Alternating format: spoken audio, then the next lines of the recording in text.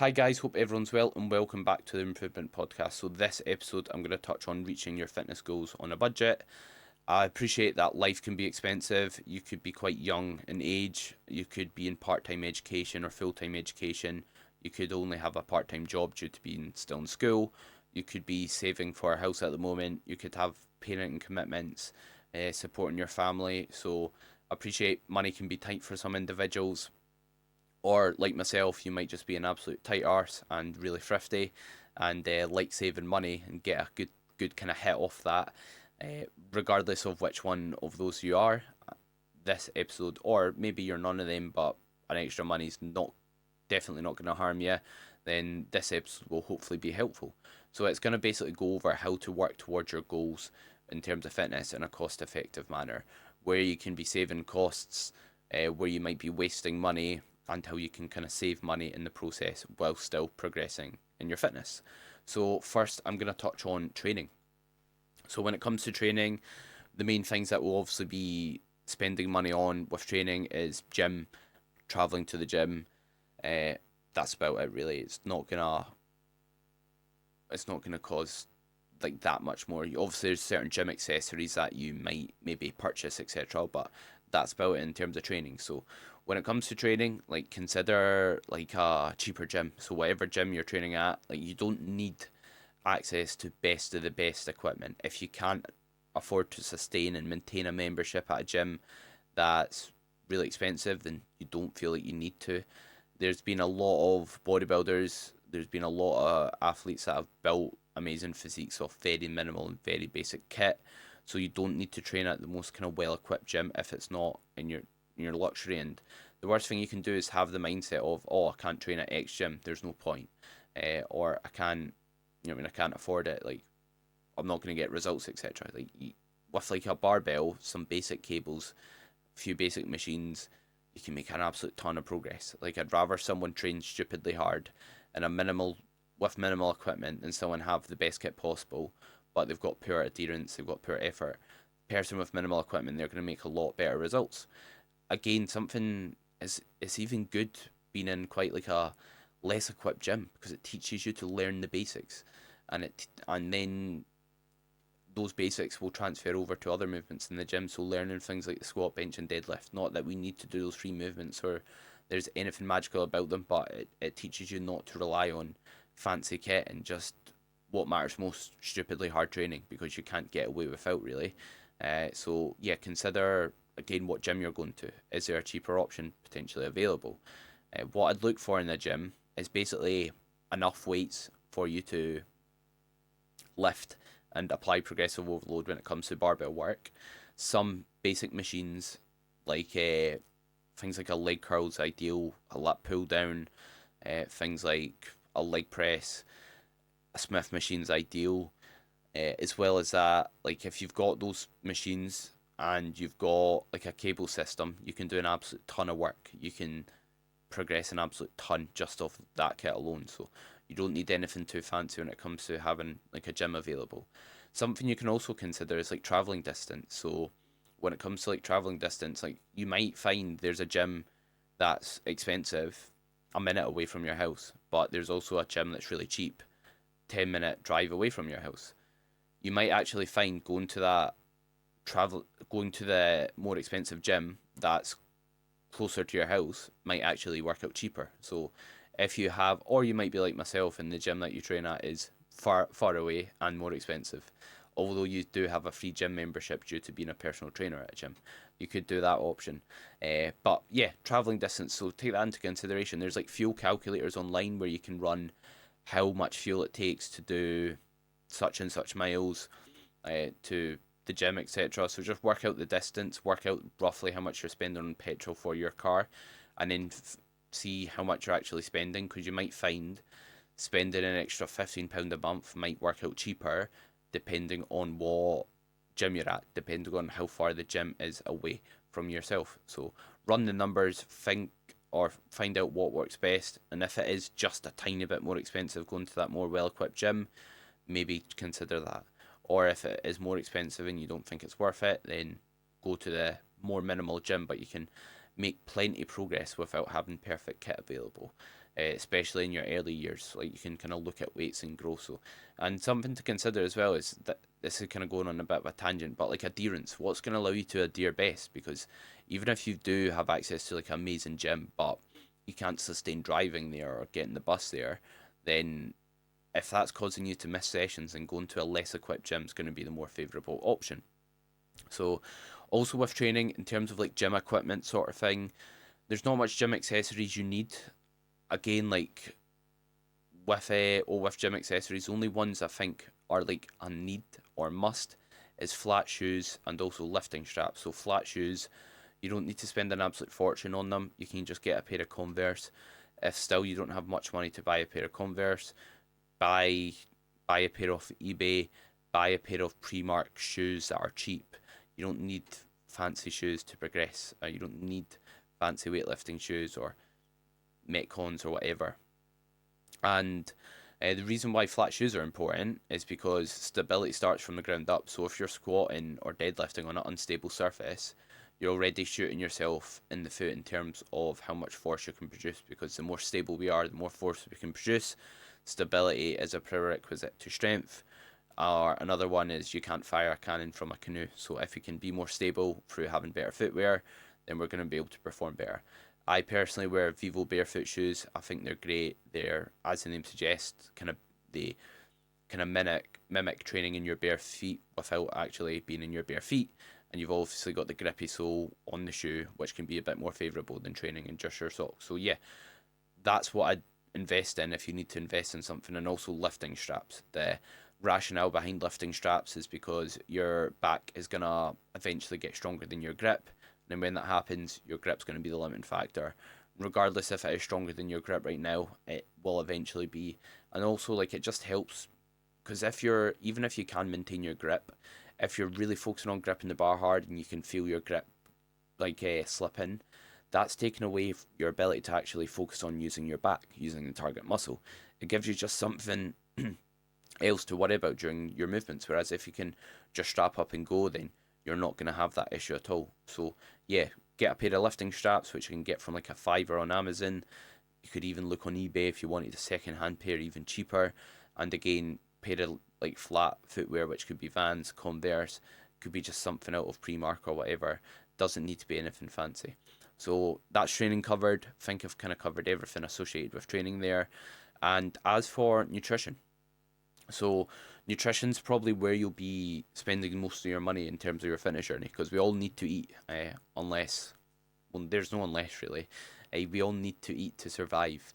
Unless you are well, no, there's no unless. Just yeah, you need to eat to survive. Pretty much that, and nutrition will have a massive impact on your ability to progress within your fitness journey. So I'm going to break this down in terms of the different food sources that you can consume and some cheap options associated with each food source. So first of all, there's your protein sources. So protein's probably the most expensive macronutrient that you can consume. Uh, by macronutrient, basically foods made up of three food groups: protein, fats, and carbs. Protein being one of them is probably going to be the most expensive. So things like chicken, eggs, mince, tuna are probably going to be your cheapest sources. And when it comes to getting your protein sources, you can consider getting like fattier cuts. So instead of having chicken breasts, you can have chicken thighs. You can buy whole chicken. You can buy. I'm not sure if chicken wings will much work out much cheaper or that. I've not looked into it, but you can buy chicken, like you said, chicken thighs instead. Eggs are super cheap. You can buy just the cage free range ones if ethically you're fine with that. You can buy fattier cuts of mince. You can also buy things like cans of tuna. Be careful not to go too heavy on the tuna, like having it multiple times a day, every single day, because you can maybe experience, I think it's mercury poisoning you can get from over consuming tuna. So just be mindful of that. But yeah, go nuts on other sources. Obviously, if you're dieting, you might not want a lot of excessive fat coming from your protein sources. So you might want to consider getting a leaner cut of chicken, leaner cut of mince in those circumstances, and maybe instead of eggs having egg whites. And tuna is a really lean source, so that will be completely fine. And another tip with your protein sources as well is like see when it's on offer reduced, buy it in bulk. I can afford I can afford to just buy it when it's full price, but see when like I'll see chicken breast that's reduced, it's like 30% off or whatever. I'll buy as much of it as I can, uh, kind of store in my freezer, and then I'll basically take it home, cook it, bag it up, and then freeze it. And then I've got, you know, what I mean, if I've spent maybe, let's say the chicken was originally 30, or let's say I spent £30 on meat, but it was all 30% off, then obviously I've saved it, you know what I mean, a fair amount of money there. So 30% of that. So yeah, that's what you can consider doing is when it is on offer, buy it all in bulk, cook it, freeze it, and then you've got it for whenever you need it. Obviously, it will be more expensive in the short term because you're buying more on that day, but on the long term, it will work out cheaper. So something good on that topic is like having a safety net with your finances. So if you've got, let's say, a spare £500 kicking about, then it means when maybe some some foods are on offer, you can stock up on it. Maybe it means when some protein powder's on offer and there's a really good deal, you can stock up on it. So it just means that you can kind of maybe spend more in the short term but save more in the long term accordingly. And also like fruits and vegetables, if you are looking for like the most cost effective way to kind of have them is usually buying them frozen. So that's how I'll buy most of my vegetables, and it just works out more convenient. That's mainly why I buy them frozen. So things like green beans I think are nicer frozen. They've not got the weird funny bits on each end of the green bean that you need to kind of cut off or eat that I'm not sure is even edible. So you're not having to kind of mess about there. And again, like it's just super easy to cook. You can microwave it or you can just fire it in the air fryer or whatever. But I'll buy my fruits and vegetables frozen. Things like berries work out an absolute ton cheaper as well when you buy them frozen.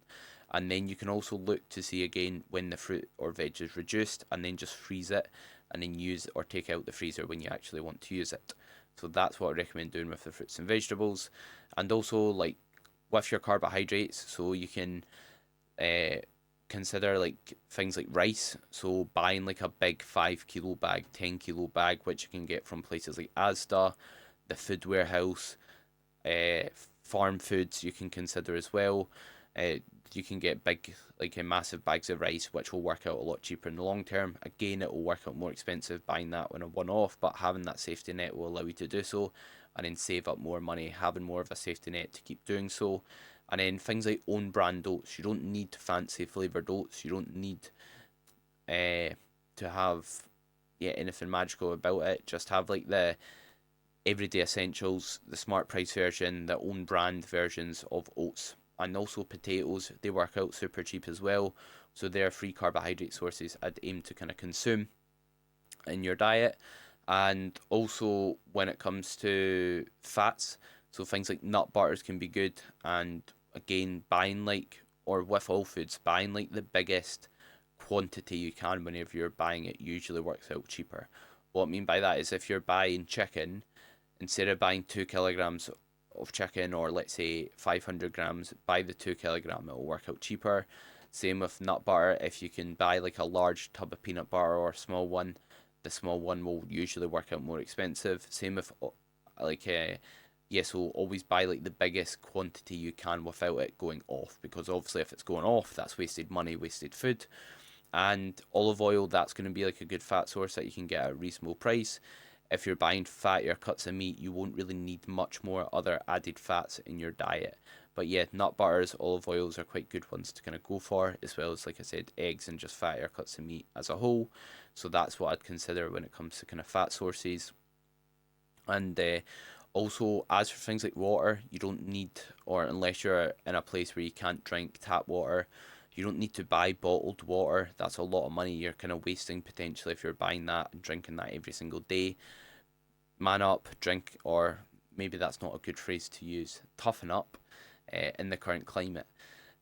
Toughen up and just use tap water. Like, if it is obviously fine and safe to drink wherever you're living. In Scotland, tap water's I think tastes better than actual bottled water. So you don't need to buy flavored water. You don't need to buy zero sugar drinks. You don't need to buy tons of nice sauces. Just use salt, pepper, keep it basic in terms of condiments, and don't waste a lot of money on stuff you don't need in that regard. You don't need to buy zero sugar sweetener sort of things that you can put on your foods, etc. Keep it bland, keep it basic, salt, pepper, maybe some garlic, and save your money on actual food. And also with like things like nutrition, shop around, have a glance, see what works out cheaper for each different kind of food source. You might find this is what I done when I was younger. Is I used to kind of go to Aldi and then I used to go to Farm Foods. The stuff that was cheaper in Farm Foods, I used to buy from Farm Foods. The stuff that was cheaper in Aldi, I used to buy from Aldi. So that's a wee tip for yourself as well. And also like look at the when you buy certain foods, it'll tell you the price per kilogram or per 100 gram or per pack. Look at them, compare them, and see what works out the cheapest in terms of certain food sources. Run the numbers and then save water. You can also consider things like coupons, and if you've got with your work maybe a money back scheme, or if you've got a Young Scot card, or if your bank gives you cash back, or if you can save money in any other manner through things like that, or if you can get like a rewards card through Morrison's, Aldi, or don't think Aldi do it, but I think you get the drift. Like Asda, Tesco, I know do it. Like Morrison's do a Morrison's More card. You can use that, and I'm not sure if some of them do vouchers etc. on it, but that's something you could also consider. So next up is supplements. So supplements, if you've not got the money, keep them pretty basic in terms of what supplements you're using. You don't need any fancy supplements to progress. If I had to name, like, if someone was telling me, right, 4 supplements that they can only afford, what 4 would I pick? It would be creatine. It's one of the most well researched supplements out there. It's really, really cost effective. So that's one supplement I'd use. I'd just use creatine monohydrate because it's shown to be just as effective as other forms of creatine, if not more. I'd use a omega 3 so you're getting healthy fats in your diet.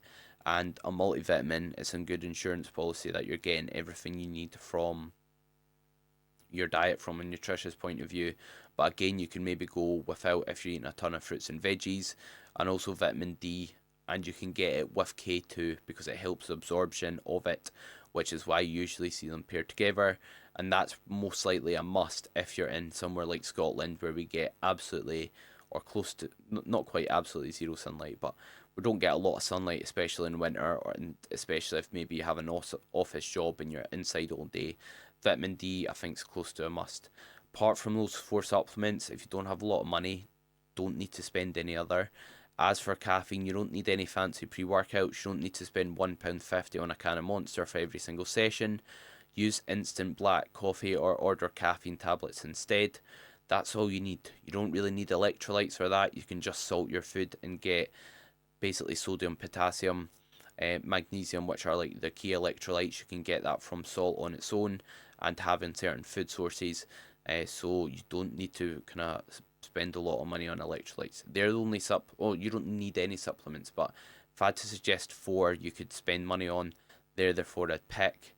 And again, shop around, see what supplements or see where you can get them for the cheapest, but also from somewhere reputable and somewhere you think the quality is good. You can get supplements on Amazon for a good price, like omega 3s, multivitamins, vitamin D. They're the ones I'd recommend kind of buying, if anything. So yeah, that's and with protein powder could be maybe a not bad exception in terms of supplements because protein powder, for the amount of protein you get, can work out cheaper than meat sources actually. So protein powder is not a bad idea. And again, when it's on sale, like Black Friday, I spent £300 plus on supplements, which might seem extreme, but that will last me a very, very long time. So again, I'm spending more money in the short term, but over the long term, I'm actually saving money because I got supplements for like 30%, 40% off on some supplements that I'll already buy, but are never really discounted throughout the year. So you'll end up saving money doing so. So whenever you see supplements with a good sale on that you know you can't usually get for that price, stock up on them if you know you'll definitely use them. But again, if you see some fancy pre-workout that's cheaper and it's got a sale on, like you're still spending money on that pre-workout. So just because it's on sale doesn't mean you're saving money if you're buying that extra supplement. So buy it again just what you need, but just buy it when it's on sale. Next up is recovery. So recovery, thankfully the best tool for recovery is free, and that's sleep. Sleep, obviously you don't need to spend money on it, or unless you're counting a bed, a pillow, a mattress as spending money. but that's the best recovery tool we have. Sleep, and you don't need any magic supplements for your sleep, especially if your routine's in a bad spot, you're having caffeine later in the day, you're not managing your stress. Then what's gonna just matter most is your overall routine and schedule when it comes to your sleep. You don't need things like massage work. Usually, massage work, it'll give you a temporary change and relief, but won't give you any long lasting change.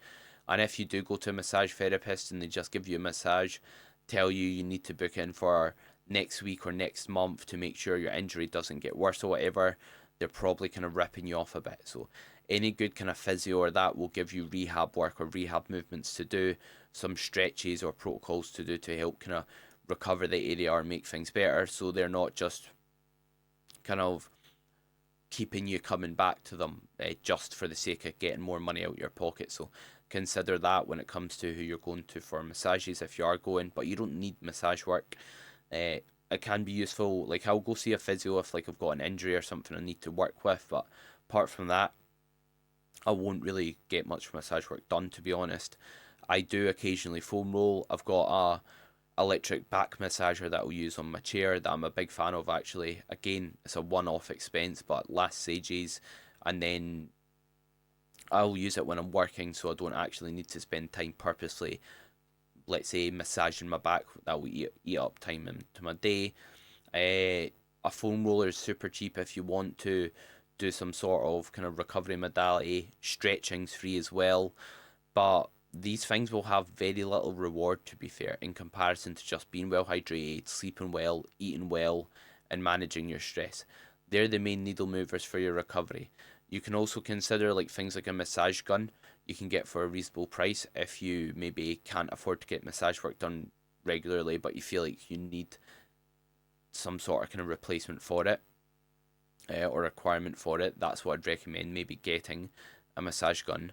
But a lot of people will be like, "Oh, I'm not flexible. I've got lack of mobility." But I'll see them do certain movements, and they're like stopping halfway down in the leg press. And I'm like, right, instead of stretching your quads and your ankles or your calves, why don't you just go all the way down on a certain movement and get good depth? That's gonna order you, or that's gonna give you more reward for your investment than mincing about with a massage gun. That's only gonna give you maybe temporary change. And the next thing I want to touch on is, where are you wasting money?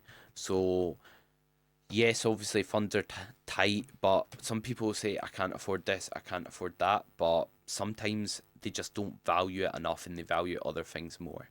So, the amount I spend on supplements for some people, if I tell like an average person, like if I go and tell, let's say one of my mates, or just anyone, one of my family members who's not that into the gym, I spend £100 a month on supplements, they'll say I'm absolutely mental, maybe. However, like, how much are they spending on food out every month? How much are they spending on drinks, going on a night out? So yeah, food out's a big one. So when you're like going out to eat, or like how frequently are you going out to eat? Could you maybe make food at home? I appreciate like going out for food's like a social thing, and it's how people kind of socialize and, you know what I mean, maintain friendships. But like, how often are you doing it? How often are you ordering takeaways? Is that a social thing, or is that just you maybe being a wee bit lazy? Or could you, instead of ordering a takeaway, make food for cheaper? And could you maybe consider like any sort of subscriptions you have? So do you have Netflix? Do you have Amazon Prime? Do you use it enough? Do you have Spotify Premium? Do you have SoundCloud? Do you have any other subscriptions to certain websites, to certain apps on your phone? Are you maybe even like driving like a car? Like, are you driving a car that's like a brand new Merc, but it means you actually can't afford to drive that car to the gym? Obviously, it's up to everyone what they want to spend their money on. I'm not here to tell you what your value should be, what's right or wrong, but personally, like, if you are stressed about money because you've got a really expensive car, then I'd rather just drive something like a bit of a beater of a motor, and have money and not be stressed about money. So it just depends on your values. And things like supplements, again, another area which people waste their money on. Clothes. You don't need expensive gym clothes. Like, just go to Primark, you know what I mean? Buy white t-shirts, black t-shirts, buy plain shorts. You're sorted. You don't need to have designer hoodies. You don't need to have really fancy clothes. and also like things like just what you value. So think, right, what do you value? And like I used to like buy quite a lot of designer clothes and things like that, but now I buy very little unless it's anything to do with my business or bodybuilding really, or going out for food with my partner or family. And why? Because those things are things I value. I value my business. I value my training. I value my partner, my family. I don't value expensive clothes. I don't value uh, drinking alcohol. I don't value like Netflix, things like that. So think, what are your values, and are you spending your money in line with your values? And just because other people's values are maybe going out drinking and maybe spending a lot of money on designer clothes, like doesn't mean your values need to be the same. Like the more I've grew up, the more kind of minimal my lifestyle is because I value, like I said, those three things: my training, my business, my family and friends, my partner, which is obviously family. Apart from that, I don't really care about an awful lot. Like I, I can't really remember the last time I bought a designer piece of clothing because I've already got some, and the amount of times I go out for out a year, I've probably got a different top for each time I go out because I never do so really. So think about what you value. It's like, and like I said with your car, like I'd personally rather the money and drive something that's not the nicest car on paper. Like my car, like uh, when I got it, I like paid half of it down on deposit, and I've paid the other half off as fast as I possibly could. And now I've just got a car that I just drive and I don't really need to pay for every single day. I'll pay my insurance annually to save money, and apart from that, like I don't have much outgoings because I'd rather put that money into my business. I'd rather save that money for a house because again, that's what I value. So I hope you enjoyed the episode. Bit of a kind of tangent towards the end, but I feel like this was hopefully valuable. Thank you very much for listening. If you've got any questions or any topics you'd like covered, let me know. And any support on the podcast is massively appreciated. I will occasionally do a Q&A episode, so even if I've not got a Q&A box up on my story, feel free to drop me any questions and I'll put them in the list of questions to get round to for future question and answer sessions. Have a great rest of your day, everyone, and thank you very much for listening.